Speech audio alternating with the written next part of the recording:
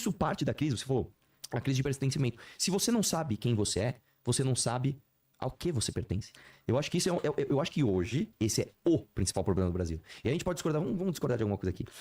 Uma das coisas que eu acho que é um problema pra nós é que eu não sei como foi no seu sistema educacional, nas escolas que você passou, mas eu sempre aprendi na minha escola, infelizmente, a ter vergonha do Brasil. Eu sempre aprendi isso. Por quê? Eu sempre aprendi que é o seguinte. Eu lembro tudo, eu tenho uma memória fotográfica para os meus momentos de infância. Eu lembro que eu ia em peças, eu lembro até hoje. Eu fui numa peça que era na balada aqui em São Paulo, sabe? Era uma balada que chamava Teatro Mars. Antes ele era um teatro.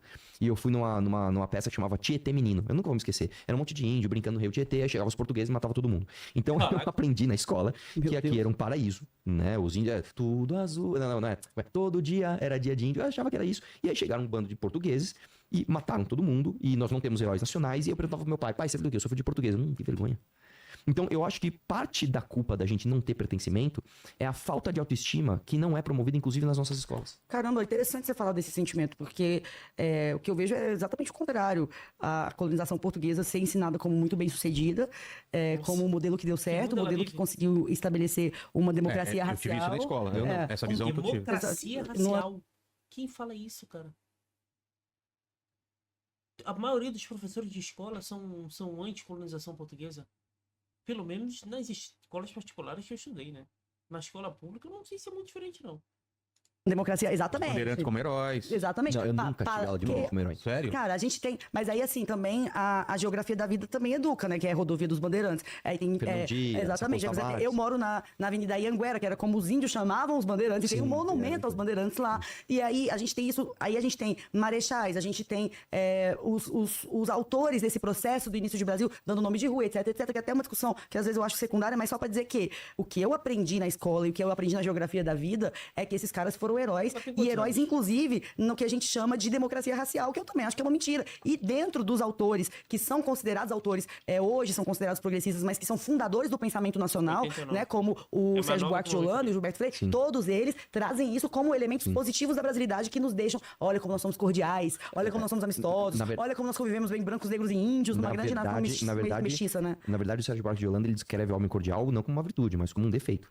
Ele diz que o homem cordial, ele confunde a coisa pública com a coisa privada, e nesse aspecto, eu até concordo com ele. Quem dera o problema do Brasil fossem as pessoas lerem Sérgio Buarque de Holanda e ficassem com reflexões profundas sobre a nossa identidade cordial. Eu não acho que esse seja o problema. Eu acho que a gente tem um debate mas tão ideologizado, tá? Que a gente tem vergonha da nossa história e, de novo, a gente tem que ter orgulho da nossa história até de lados opostos. Uma coisa que a gente estava propondo, inclusive, no nível amarelo. A gente tem que ter a mitificação dos heróis nacionais. Eu quero ter como herói um bandeirante e quero ter como herói o Zumbi dos Palmares. Se você analisa a vida dessas pessoas, você fala, mano, olha o que esses caras fizeram. Mas isso é muito legal, só que a gente tá caminhando pra chegar no Zumbi. Bandeira a gente tem um monte, Zumbi é uma novidade. Não tem. Você quer ver uma coisa? Eu chamo ele de Galo de Cidadão Fuga. Boel sem nome de rua. Não, como é o nome dele? Quem? Galo de Briga, que eu chamo ele de Galo de Fuga, até esqueci. O Galo de Briga, ele tentou, né? Queimar uma estátua, não sei se você sabe da história. Sim, Tentou queimar uma estátua lá do Borba Gato, usando pneus na frente do posto de gasolina. Ele virou tema de escola de samba. Então, esse é um ponto interessante, porque você fala... Eu achei legal isso que o Vilela falou, porque realmente, na minha avaliação, é um ponto fora da curva, que a gente tenha vergonha disso. Quando eu trouxe o Sérgio Buarque de Holanda, não é que ele louve o homem cordial, é que ele criou essa figura, essa categoria sociológica de homem cordial, que, na verdade, não é que era um homem cordial, é que a gente teve um processo muito brutal de colonização que nos impôs uma cordialidade. Então, eu acho que a leitura de cordialidade do Sérgio Buarque de Holanda já era pautada nos seus privilégios, mas isso aqui é sociologia muito densa, que a gente pode abrir um outro debate. Mas eu quero dizer o seguinte, vocês estão num debate intenso, né, sobre escola sem partido, que você acha... Não escola sem partido, mas de ideologização de professor, porque são coisas diferentes. que você trouxe essa visão da escola, passa por aí? Mais ou menos, aí eu também assim, ó, eu não sou... O escola sem partido vai acabar com as... Não. Você acha que a escola doutrina as pessoas à esquerda? Eu acho que também isso é errado. tão forte dizer que doutrina. Eu acho que, na verdade, assim, o nosso sistema educacional, eu diria pra você que a regulação do MEC, ela é imprecisa na forma de passar uma coisa bonita, que é a autoestima de você estudar a história do seu país. Por quê? Aí eu não vou vir de novo. Mas eu não sei o que o homem vai falar, mas assim, o fato é que não existe pessoa neutra. Muito menos os professores. E as universidades públicas do Brasil são dominadas por esquerdistas de diversos níveis. E logo nas escolas, a visão de mundo tendenciosa vai ser a esquerda, entendeu? A única solução para a doutrinação não é o que o Wilker Leon está fazendo, não é o que o... Não que eu seja contra o que o Wilker Leon está fazendo também, entendeu? Que eu acho que é legítimo o que ele fez para poder ganhar o que ele quer ganhar, que é um cargo, que é ser político, entendeu? É um problema real, mas eu não acho que o que ele vai fazer resolve. E também o problema da doutrinação não vai ser resolvido com escola sem partido, um projeto de lei, não. É gente de direita em massa querendo ocupar esses espaços de ensino público, entendeu? Nem só público, né? O privado também, mas tem que ter gente de direita fazendo história, fazendo sociologia, fazendo essas coisas e virando professor. E que, pelo jeito, não tem hoje em dia, entendeu? É um movimento cultural para fazer isso. Assim como a esquerda fez esse movimento cultural para poder dominar as universidades, enquanto a ditadura militar deixava eles lá, entendeu? Um debate raso, fala, porque só tem petista lá, não é isso. Mas eu acho que a gente não aprende, eu tô falando porque assim, cara, na minha realidade, eu estudei em escola particular, eu tenho um monte de, ele estudou em escola pública, o outro rapaz que veio comigo também estudou em escola pública, todos eles nunca aprenderam bandeirantes como heróis, portugueses como nada, era sempre essa visão, e de fato, eu não quero entrar na minúcia, não, mas o problema mas eu acho que de fato, eu acho que a gente só vai recuperar a autoestima do brasileiro quando a gente entender que, independente da gente ser mais à direita ou mais à esquerda, nós somos um povo único. Mas nós não somos um povo único. Não, único no sentido assim, nós somos um povo, não é peculiar a palavra, mas é um povo único no sentido assim, nós somos uma mistura única. Nós somos uma mistura única.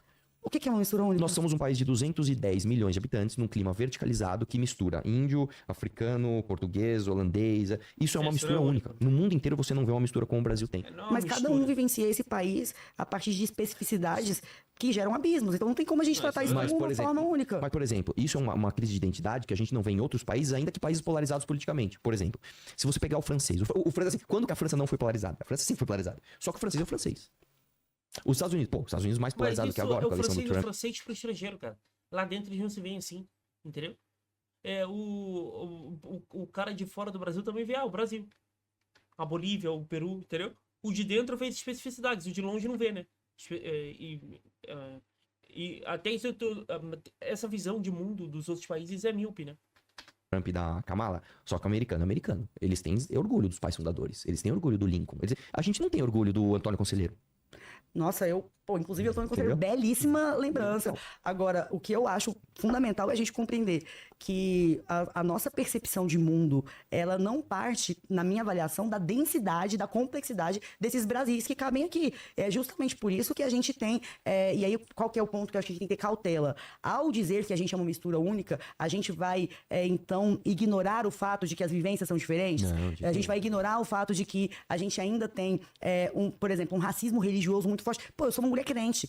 Eu sei a disputa pelo racismo religioso, tanto do ponto de vista de que as religiões de matriz africana sofrem violência real nesse país, como do ponto de vista de que as religiões pentecostais, aliás, as mulheres e homens pentecostais, que são majoritariamente pretos, pobres e periféricos, foram por muito tempo vistos por uma elite acadêmica como burros, como sem intelecto. Isso também é racismo religioso. O crente é alienado, o crente, quando na verdade o crente alienado era o cobrador de ônibus preto com a sua camisa e a Bíblia debaixo do braço. As duas coisas são racismo religioso, as duas coisas são alimentadas por uma elite intelectual, que muita gente acha que é de esquerda, mas a elite intelectual, aliás, muita gente acha que é de direita, mas tem muito progressista que compõe essa elite intelectual, que alimenta esses preconceitos. Então são muito Brasis, não tem como ter autoestima só a partir de uma percepção de que a gente é único, porque a gente não é único, a gente é múltiplo.